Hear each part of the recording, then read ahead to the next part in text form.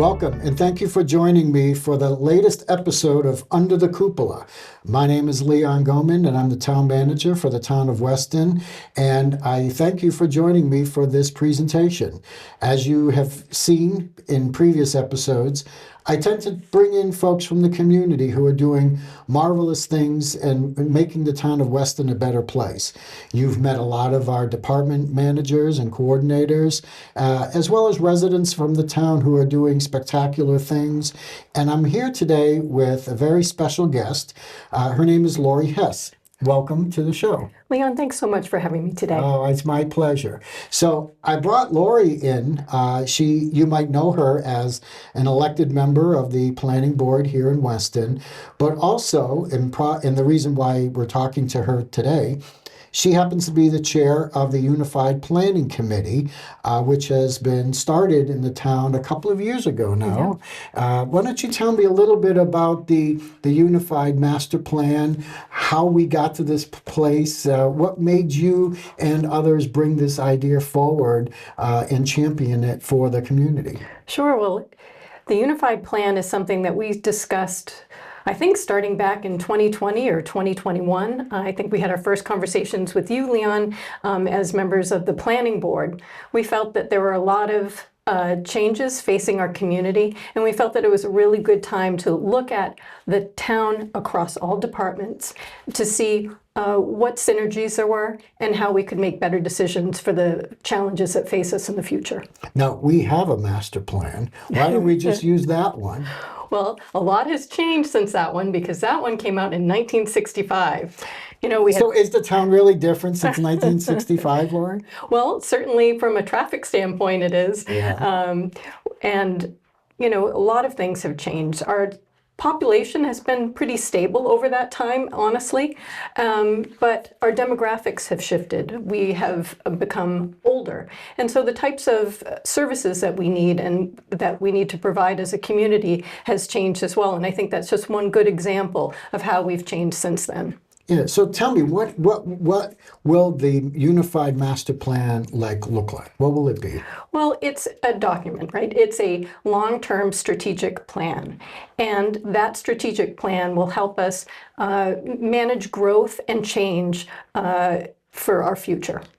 So is this something that other communities have been working on and have done over the years? Yes, in fact, this is something that the state mandates. All towns and communities in Massachusetts needs to have a town plan. And the communities around us, like Wellesley, like Lincoln, many of the other communities have master plans, and they regularly update them every 10 years or so. What goes into the master plan that we're going to be looking to create? What kind of sections are part of this? Sure. Well, there's 9 chapters that are mandated by the state. They include everything from housing to land use to economic development, traffic. All of that gets included. We are also including government and governance and schools, because they have such a large impact on our community, and that's why we're calling it a unified plan, because it's all-encompassing. What about financial? Isn't that something that is something we should look at too? Absolutely. And so another thing that we're looking at that's a little bit different from how other communities have approached their plans is we're having these kind of we're calling cross-cutting themes. One of those themes is sustainability. We have a financial sustainability theme for it. We also have an environmental sustainability theme. Great. How will it work within the operations of the town? I mean, I'm assuming that you haven't gotten a crystal ball that's fully charged, that you'll be able to look at everything that's going to happen in the next dozen or so years. How is it going to function functionally within the governmental structure? Sure. Well, it's a policy that it's a framework for policy that informs our decisions. So we don't have to have a crystal ball. We wish we could have one, right? But what this will enable us to do is look at all of our departments across Weston, where we've been in the past, where we are today, and where we want to go in the future. And by understanding those principles, those priorities, and those concerns, we'll be able to make better decisions for our future. So your committee has been working on this for about a year or so. This seems like a really heavy lift. A lot of work is going to go into this. How is your committee approaching this task? Well, first of all, we've hired a fantastic consultant group to help us, Barrett Planning Group and Niche Engineering. So they're going to help us. And the main purpose of the Unified Plan is to help guide their efforts. We have a wonderful collaborative team on the Unified Planning Committee. It's comprised of boards and committee members, everybody from the Finance Committee to the Council on Aging.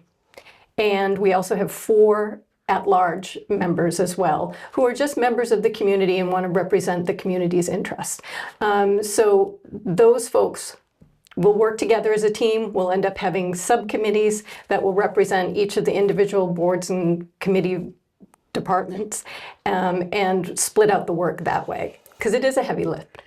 Yeah, it sounds like it. So the creation of subcommittees is probably going to be important. You'll probably specialize individual chapters or functions within the unified plan. That's right. For each of the subcommittees. How does the rest of the community get involved in this effort? Right. Well, there'll be several opportunities for the community to get involved, because that is really a priority for us as part of the UPC. We want to engage all members of the community, the 4 corners, and people who are not typically involved in town politics, let's say. Sure, like the youth, Yeah. younger people, maybe people who are not citizens of the community, maybe the clergy, maybe the business community. There are a lot of different segments of our society that might have something really interesting and useful to offer to a unified plan. Absolutely. I mean, every voice is really important in this. And the more voices we have, the stronger the plan will be, because it will be more representative. So one of the opportunities, we have community meetings. We already had one back in the fall. But also we're having surveys that anyone who is a community member or works in the community can participate in. Well, that's great. So tell me, what is the website that folks can learn more information about your efforts? Sure, they can learn more at westonup.com. So it's westonup.com. Oh, that's great. So the up is for a unified plan. Right. But it's also lifting the community up. I like that. I like that website address. So let me ask you one more thing. So if people would like to serve on maybe one of the subgroups or the subcommittees, how would they go about doing so? So people can participate by signing up at westonup.com. That's first and foremost. They can sign up for updates, and then they can find out what kinds of opportunities are available. But also they can email the town planner, who is also on the Unified Planning Committee, at emiiu. We'll put the email addresses on the at the end of this thank you. presentation. For the people watching at home, the email addresses will be at the end of the presentation. So thank you very much. So when do you think that this project will be concluded? Well, we're finishing up. Well, we're midstream in phase 1 right now, which is the visioning exercise.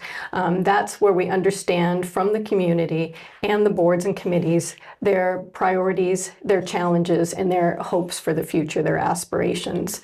We will finish that up in February of 2025. So phase 1 completes February 2025, and then phase 2 will start with the actual plan. That's where we pull all the elements together. We'll pull together those subcommittees that we mentioned and come up with the actual plan that has the steps of how do we achieve this plan. And how long do you think that phase 2 will take? That seems like that's a lot of work. Yes, it's probably in the order of 2 years. Yeah. Oh, so good. So by 2027, perhaps, we will see an approved plan, approved by the planning board, approved by the select board, maybe town meeting? Yes. So according to Massachusetts general law, the planning board actually has to approve it.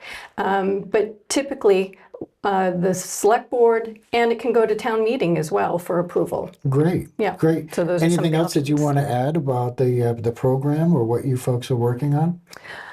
I guess I would just like to reiterate that it's really a team sport here. It's a lift that the whole community can get involved in, because many hands make light work, and we really want to hear from everyone in the community. Well, this is probably one of the more important initiatives that the town is undertaking. I commend you and the others that brought this idea forward, sought town meeting approval for funding for the consulting services, and received the blessing from the community as well. I wish you nothing but the best of luck, and if there's anything that we can do to help in this effort and make it as seamless as possible, please let us know. Thanks so much, Leon. We really appreciate your support. Oh, my pleasure. And to the community, please take a look at our website, Weston UP, Weston Up, which is where you can find all of the information about the Unified Planning Committee, their efforts to create a unified plan. You can also go to our agenda section, see their meetings, and actually even attend any of their public meetings if you would like. So until next time, I want to thank you all for joining me for this presentation, and I'll see you under the cupola.